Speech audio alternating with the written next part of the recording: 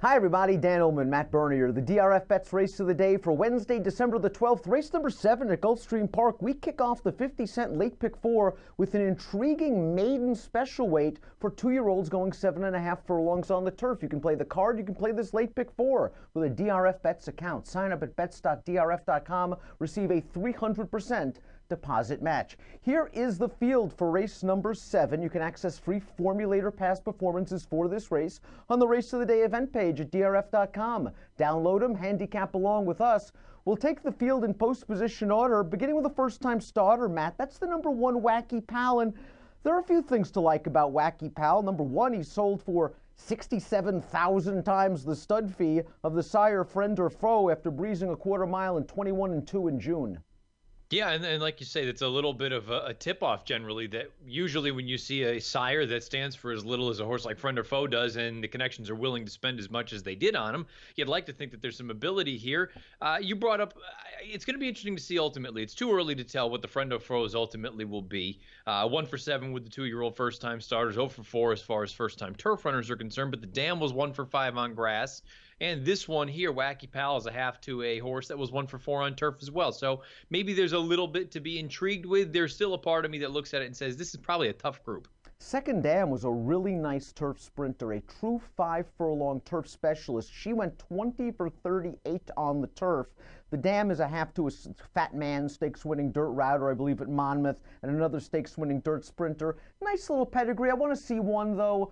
First out, Friend or Foe is a horse that wanted more ground, so it's an interesting pedigree going 7.5. This horse is going to have to break from the inside post or else be far back when they go into the first turn. Arguably, the best bred horse in the race is the number 2 Army Scout, a $460,000 buyback as a yearling by the noted turf stallion Warfront out of the multiple Grade 1 stakes-winning mare Take Charge Lady. That makes this one a half to Florida Derby winner Take Charge Indy, Travers winner Will Take Charge.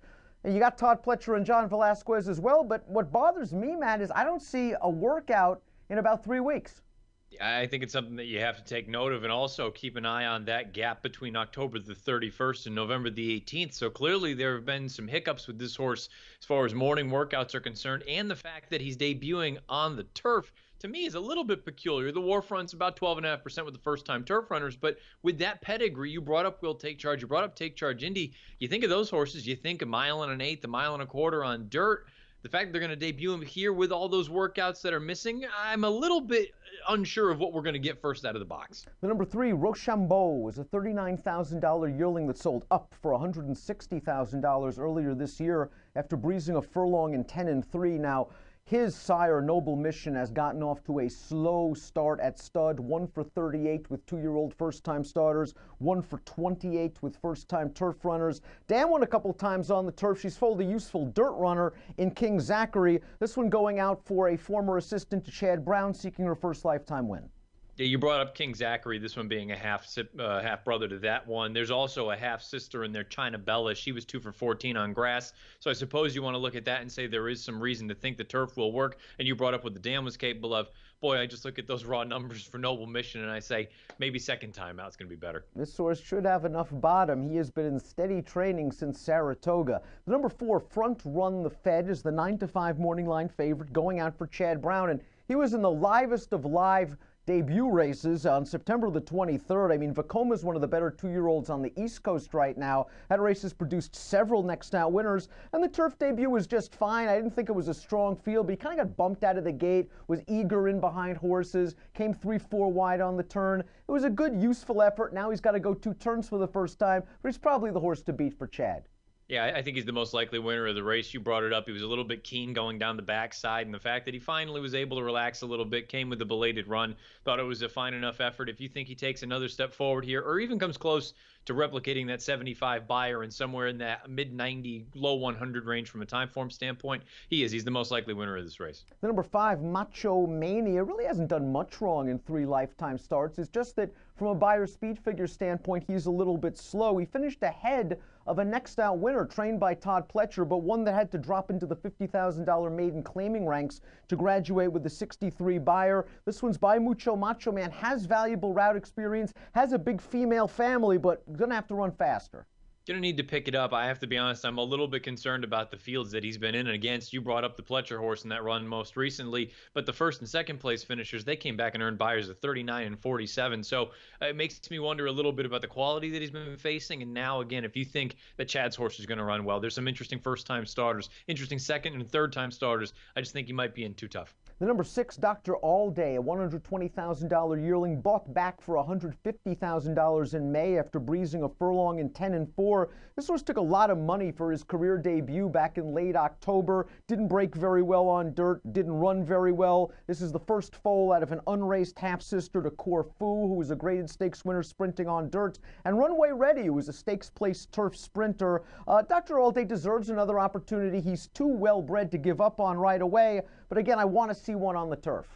I think it's interesting that they go over to the grass with him. You see his sires will take charge. We already brought up Take Charge Lady being the dam of Army Scout. So I guess, if I'm correct, Army Scout would be a half brother to the sire of Dr. Allday. I don't know how you want to go about and say what their relationship is, but will take charge. The interesting thing is, he's 4 for 18 with runners on grass, not necessarily the first-time turf runners, but overall 4 for 18 with grass runners. So perhaps this will be something that this horse actually appreciates. But like you say, first time out, I'm more inclined to take a seat and watch one. Number 7, Just Call Me Norman, has a lot of synthetic in the pedigree. The dam was a stakes winner going 10 furlongs on the synthetic.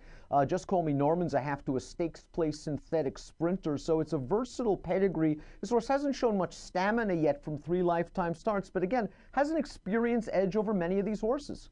He does, and I think you can look at that one of two ways. You can look at it as the positive and say he's gone 2 turns. He knows what he's going to be in for in the afternoon, where some of these first and second time starters probably still figuring things out. Or you can look at it the other way and say he's run 3 times. He's still lightly raced. There's room for improvement, no question. But how much room for improvement is there? Is he going to all of a sudden jump up to an 80 buyer here? Perhaps he will. I don't know. I don't love his chances in here. The stretch out in distance, perhaps that helps him. But at the same time, I'm a little bit dubious. Barring a quick first-time starter, I agree with the Timeform U.S. pace projector. They have the number 8, On the Way to Neverland, out there on the lead. This horse has not raced since April, going 4.5 furlongs at Keeneland. Showed good speed, as many Wesley Ward-trained horses do. But this horse is really bred for the turf. No Nay Never, still a little early. First crop, 0 for 3 with first-time turf runners, but he was really a turf sprinter at heart. This dam's a half to a 3-time Group 1 stakes-winning miler in Europe named Charm Spirit. So On the Way to Neverland might finally be getting the surface that he wants. He's going to show some speed. The question is the layoff. Yeah, we'll find out what you get. Good news is, if you like this horse, Ward usually does pretty well with this type of move. Past 5 years, first-time turf, 180 or greater layoff, 6 for 16 with almost a $3 ROI. You brought up the dam side. This one also happens to be a half to a horse, not a prolific winner, La Naturelle, who was 1 for 8 on grass. But again, you brought up the No Nay Never piece. It's too early to tell as far as a sire is concerned, but he himself is a racehorse. This and possibly even a little bit shorter is really what he sort of excelled at. I think he's very interesting in here if you think he's going to be able to get out there like the pace projector suggests. I think the number 9, Honey Won't's an interesting long shot if he stays at that 12 to 1 on the morning line for trainer Bill Mott. This horse is exiting a live race at Saratoga. It's produced 4 next out winners, including the winner of that race, 40 under, who came back to win the Grade 3 Pilgrim Stakes with an 83 buyer speed figure at Belmont. Honey Won't, not surprisingly, showed improved speed in that race at Saratoga. Got a good trip, just was no match for that caliber of horse. I think this is a really good spot for the Bill Mott trainee at a price. Yeah, I agree. I think Honey Won't is interesting in here. I was toying with the idea of including this horse in my picks. This would probably be a deep underneath use for me. Was pocketed up in that maiden special weight race and just couldn't quite kick on with the other horses, but you brought it up. 40 under is legitimately good. You brought up the other next out winners in there. The runner-up that day, Social Paranoia, he didn't win next out, but he earned a 78 buyer. So the quality is there. The question is, off of this kind of layoff, what are we going to get from him? The 10 King Leo is going to be a big price on Wednesday, but he improved markedly in his turf debut, going 5 furlongs at Gulfstream West. It was a race that produced 3 next out winners. The winner coming back to score in a 1X with a 76 buyer. The runner-up coming back to win on dirt with a 74 buyer speed figure. I expect King Leo to show some more speed, stretching out from 5 to 7.5. The dam's a half to multiple choice, who was a Grade 3 winner sprinting on the turf. If you're looking for just a totally outside of the box kind of horse, this one's a little bit intriguing because I think the buyers could be a little bit on the light side, as evidenced by what you've seen from that most recent run where you've had all those horses come back and do so well in their next start. The sixth place finisher even was the next out winner with that 69 on dirt. Makes me think that perhaps this horse actually is a little bit faster than the figures would indicate. The question now is the stretch out in distance, the other speed in this race, and some other well-bred horses. How's it all going to shake down? The 11 He's No Lemon has an appealing pedigree by Lemon Drop Kid, noted turf stallion. This Damn It's Tea Time was a graded stakes winner on the turf. She is a half-sister to Ultra Brad, a multiple graded stakes winner that also pulled off a grade 1 shocker at Saratoga this summer. This horse really has a complete excuse for the debut at Keeneland. She caught a very wet turf course, passed some tired horses in the lane. I think if this horse goes off at 12-1, is the value play of the race. Yeah, that's kind of how I'm looking at it. I don't know that you're going to get 12-1. I think he probably ends up in sort of the high single-digit range. But you brought up, you see that short comment, Ryan? It says slow start. I don't think it was a disaster. He just was a little bit sluggish getting out of the gate. I'm more inclined to look at it and say that soft, boggy turf course, no guarantee that he would appreciate that. Now, 7.5 might be a bit on the sharp side when I look at this pedigree. I think maybe he wants to go a little bit longer, but at the same time, I expect a better effort out of him here, and I don't think he was disgraced in that debut. I think he's going to run well in this spot. Jose Ortiz keeps the faith, and this horse did finish ahead of a next out maiden winner at Churchill Downs, a horse that scored with a 64 buyer. Completing the body of the field is the number 12, Impunity. This is a son of Painter trying turf for the first time. Painter 9% winners with first-time turf runners. The Dam was stakes placed going long on the dirt. I look at this pedigree. He is a half to a stakes placed dirt router. The Dam's a half to Fish Trap Road, who did his best running at around a mile on the dirt. Washed off the turf in the debut. A tough outside post. I'm not sure if I see enough turf. No, I agree with you. On the bottom side, I don't see really much. I feel like a broken record whenever we see Painter show up in these kind of races. You're right, first time out, not spectacular, but overall 14% with the turf runners. I think Painter's ultimately going to be a turf sire. The outside post is just going to be a bear to overcome. Real fun race and a real fun way to kick off the 50-cent pick four at Gulfstream on Wednesday. We take a look at our top picks. You're going with the price. That's the 11, He's No Lemon, 12-1 on the morning line. Again, beautiful pedigree, top connections. Went the mile in a 16th. I don't mind the cutback at all. This horse, doesn't have to worry about stretching out and stamina issues. And again, soft turf course, real main excuse for that Keeneland race. Probably going to need a little bit of pace, but I do think there's a scenario where things could heat up a little bit. You've got the stretch out sprinters. You've got the horse for Ward coming off of such a long layoff. And again, if they just do go an honest clip early on, I think this horse will come with a belated bid. Front Run the Fed's going to be my top selection. The number 4 just has to improve a little bit on the buyer or time form US scale. I think he can do so stretching out and working out a good trip chasing the 8. And if the 8's a little bit short off the layoff, maybe Front Run the Fed runs him down. I'm going 4, 9, 7, 11. Give me numbers. 11, 4, 8, 2.